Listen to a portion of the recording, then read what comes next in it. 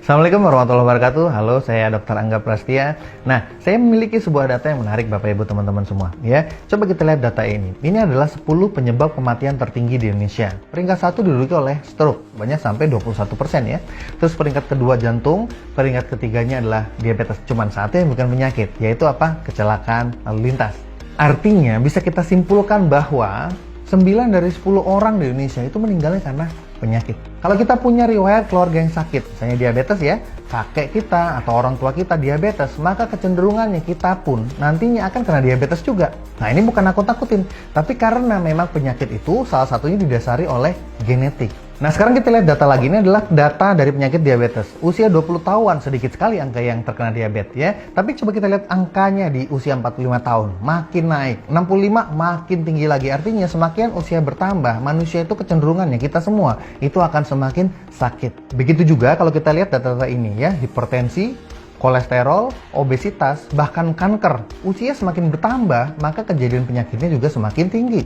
Artinya bisa dikatakan bahwa dunia kesehatan walaupun secanggih sekarang ini, itu bagus sekali, canggih sekali dalam melakukan pengobatan. Tapi bisa dikatakan gagal dalam upaya pencegahan. Kalau kita bicara pencegahan penyakit, harusnya angka grafiknya makin usia bertambah gimana? Apakah makin naik atau makin turun? Harusnya turun ya, atau bahkan minimal banget tetap deh nggak bertambah. Nah, itu baru pencegahan penyakit. Masalahnya orang Indonesia itu seringkali kalau udah sakit, udah keluhan, udah parah, baru datang ke dokter, baru datang ke rumah sakit. Jadi kalau kita punya anak-anak, cara paling gampang, cara paling pasti untuk membuat anak-anak kita nggak sakit-sakitan adalah kita cegah dari sekarang. Penyebab tubuh sakit itu ada 3, teman-teman semua. Yang pertama adalah dehidrasi atau kurang minum. Yang kedua adalah asam berlebih. Yang ketiga adalah radikal bebas. Kita akan bahas satu persatu. Ada penelitiannya, ada bukunya. Kita sudah tahu bahwa sebagian besar tubuh kita terdiri dari cairan. Salah satu buku yang dikarang oleh Dr. Dave Carpenter, judulnya Change Your Water, Change Your Life ya. Gejala-gejala umum dehidrasi itu salah satunya seperti perasaan lelah, susah BAB. Anda sering nggak BAB nggak teratur gitu ya, nggak setiap hari? Atau mungkin Anda pernah merasa nggak, Anda udah tidur rasanya cukup, tapi ketika bangun rasanya kurang segar. Nah, itu adalah tanda-tanda dari sel kita dehidrasi. Kebayang, jadi sel yang tadinya normal, sehat, lalu kalau dia lama-lama kekeringan, air itu nggak bisa masuk ke dalam sel, lama-lama rusak nggak selnya? Nah, ketika terjadi kerusakan sel ini, maka terjadi juga yang namanya penyakit. Apa solusinya agar kita nggak dehidrasi, agar sel kita nggak dehidrasi? Sebenarnya cuma satu solusinya, yaitu minum air. Ya, kita udah tahu. Masalahnya kita tuh minum sehari tuh harus berapa sih yang sebenarnya? Ya, informasi yang kita dapatkan selama ini tuh minumnya tuh harus sekian gelas sehari ya. Ada yang bilang 8 gelas, ada yang bilang 10 gelas, ada yang bilang 12 gelas. Sebetulnya yang benar itu berapa? Menurut ilmu kedokteran, saya mendapatkan 2 sumber. Yang pertama, 42,9 ml dikali kilogram berat badan kita, itu dari WHO. Yang kedua, 45 ml dikali berat badan kita, itu dari Medicine and Science and Sport and Exercise. Jadi menghitungnya sebetulnya gampang aja. Anda ingat-ingat aja, Indonesia merdeka tahun berapa?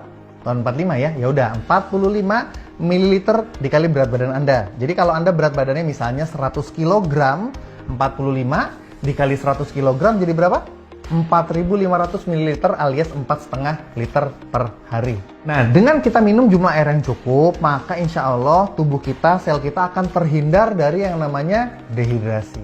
Penyebab penyakit yang kedua adalah asam berlebih. Nah, kita perhatikan dulu tabel asam basa yang berikut ini. Rasanya kita orang Indonesia tuh selalu ketemu namanya nasi putih lah ya, gorengan, tepung ya. Tepung itu termasuk roti-roti, kue, cake, itu kan semuanya dari tepung ya. Terus belum lagi yang manis-manis seperti gula gitu ya. Nah, ini tuh semua sifatnya asam. Bukan rasanya di lidah loh ya. Saya nggak bilang rasa di lidah, tapi sifatnya itu akan mengasamkan tubuh.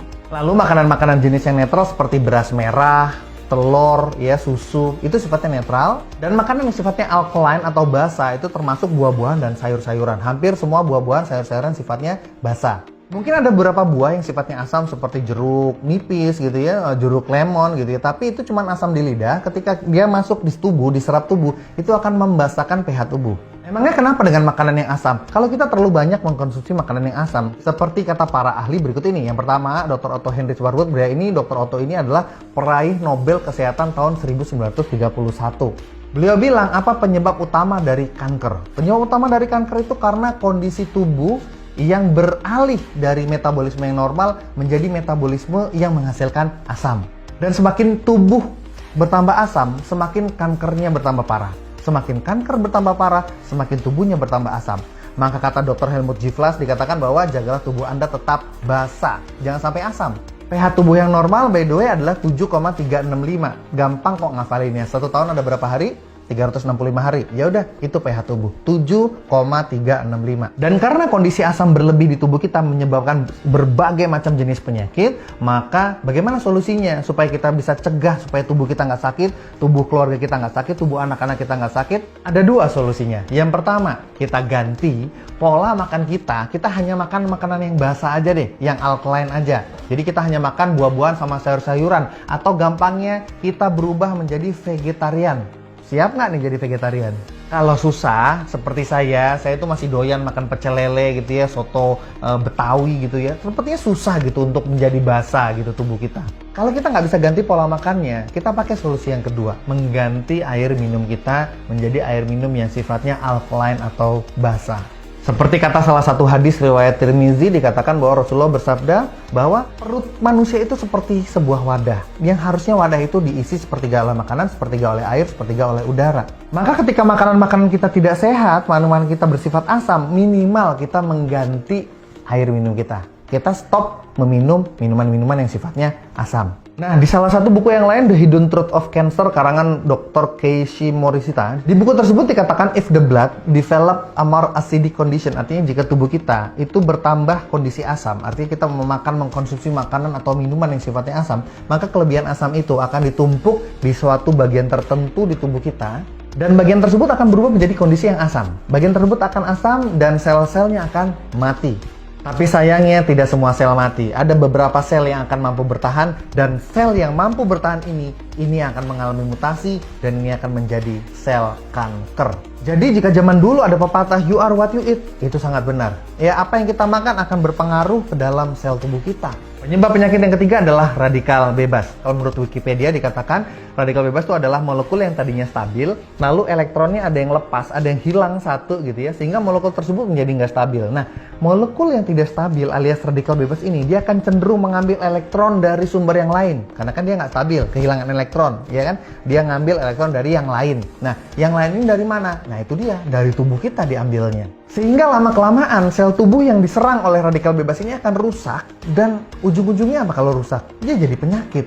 Jadi bisa dikatakan radikal bebas adalah sumber dari sangat banyak penyakit yang terjadi zaman sekarang. Contoh paparan radikal bebas, salah satunya nih yang pertama, paparan SMF yaitu static magnetic field, ya ini dari sinyal handphone ya, 3G, 4G seperti itu ya. Jadi kalau Anda punya anak-anak, kalau bisa jangan dibiasakan untuk main-main gadget pakai sinyal 3G, 4G. Lebih baik Anda download aja videonya. Dan ini menurut penelitian Gottman et al. Tahun 2013. Lalu asap rokok, seperti kita udah tahu asap rokok mengandung banyak sekali radikal bebas. Yang ketiga yaitu radikal bebas berasal dari polusi udara, dan menurut sebuah penelitian, polusi udara itu 300 kali lebih merusak daripada asap yang berasal dari tembakau. Dan sel-sel dalam tubuh kita itu dalam satu hari diserang 10.000 kali radikal bebas yang berasal dari metabolisme sel itu sendiri.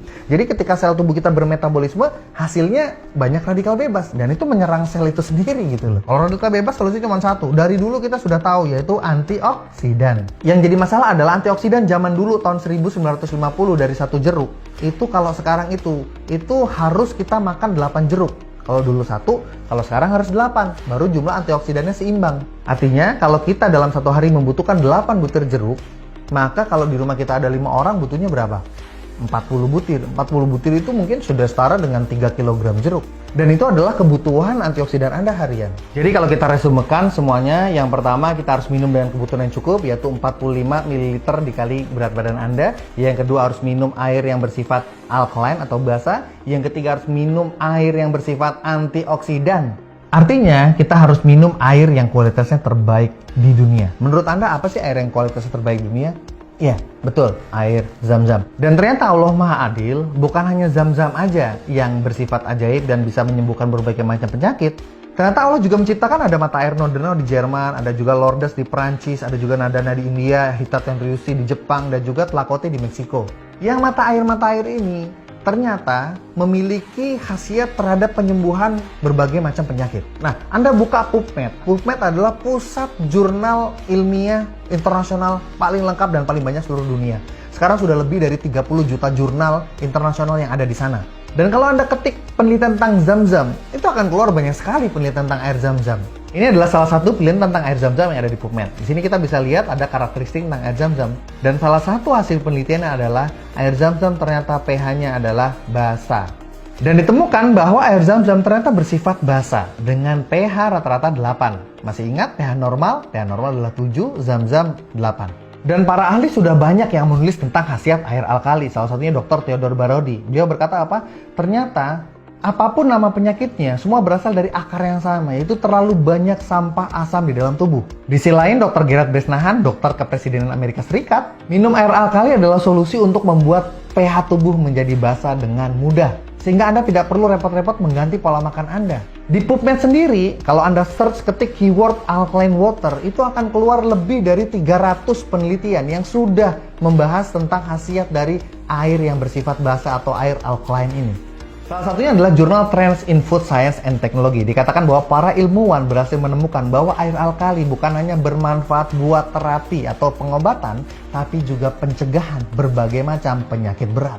Selain itu, dengan penelusuran yang lebih dalam, ditemukan juga bahwa ternyata air Zam-Zam bukan hanya bersifat alkali, tapi memiliki kekuatan antioksidan. Itulah mengapa air Zam-Zam bisa mengikat radikal bebas dan bisa mengangkat racun-racun detoks tubuh sehingga tubuh menjadi jauh lebih sehat. Demikian juga dengan mata air yang lain, salah satunya adalah fenomena dari Nordenau. Ini juga ada penelitian tentang air dari Hita Tenryusui di Jepang. Dan semuanya mengatakan hal yang sama, bahwa air ajaib ini ternyata bisa mengikat radikal bebas, bahkan radikal bebas ROS, reaktif oksigen spesies, yang dikatakan sebagai antioksidan yang paling berbahaya di dunia saat ini. Dan air ajaib ini dalam bahasa penelitian, dalam bahasa medis disebut dengan istilah natural reduced water. Natural itu alami, reduced water adalah air yang mempunyai sifat antioksidan atau mengikat racun. Lalu para ilmuwan bertanya-tanya, bagaimana dong dengan belahan dunia lain yang tidak memiliki mata air ajaib? Seperti negara kita, Indonesia mungkin. Dan karena itulah para ahli mengembangkan teknologi yang dinamakan electrolyzed reduced water. Jadi mirip-mirip dengan natural reduced water, bedanya natural alami ini dengan metode electrolyze dengan kecanggihan teknologi. Dan kalau kita lihat beberapa jurnal ini, baik natural reduced water maupun electrolyzed reduced water, keduanya sama-sama memiliki kemampuan untuk mengikat ROS. Selain itu, keduanya memiliki kandungan molekular hidrogen yang berlimpah di dalamnya. Dan berkat molekular hidrogen inilah, air ini menjadi memiliki daya terapeutik yang luar biasa. Dan molekular hidrogen ternyata sudah mendapatkan perhatian serius dari salah satu lembaga penelitian dunia, yaitu Molecular Hydrogen Institute, yaitu sebuah lembaga non-profit yang khusus mendedikasikan dirinya untuk meneliti tentang kemajuan teknologi di molekular hidrogen ini. Dan mereka sudah mengumpulkan lebih dari 1000 jurnal penelitian yang mengatakan bahwa ternyata molekular hidrogen memiliki daya terapeutik terhadap 170 penyakit di tubuh manusia dan juga bisa menyembuhkan semua organ di tubuh manusia. Dan di zaman ini, molekular hidrogen adalah antioksidan terbaik di dunia dengan kemampuan terkuat, dengan molekul yang paling kecil, jadi dia bisa menembus langsung ke dalam sel dan langsung mengikat radikal bebas untuk ditarik dan didetoks, sehingga tubuh kita bisa jauh lebih sehat, keluarga kita lebih sehat, tercegah dari berbagai macam penyakit. Dan untuk yang sudah terlanjur sakit gimana? Ya, ini akan sangat membantu penyembuhan penyakit. Selain itu, molekular hidrogen sangat murah karena terdapat pada air. Dan terapi hidrogen saat ini adalah terapi paling murah. Kenapa paling murah? Ya karena cuma cukup ganti air minum aja kan. Dibandingkan kalau sudah sakit, Anda harus berobat dan menghasilkan biaya yang besar. Nah, jadi sekarang silakan Anda lanjutkan membaca website ini karena kami memiliki penawaran yang sangat menarik untuk Anda di akhir website ini. So, tunggu apa lagi? Silakan Anda baca informasinya selengkapnya. Wassalamualaikum warahmatullahi wabarakatuh.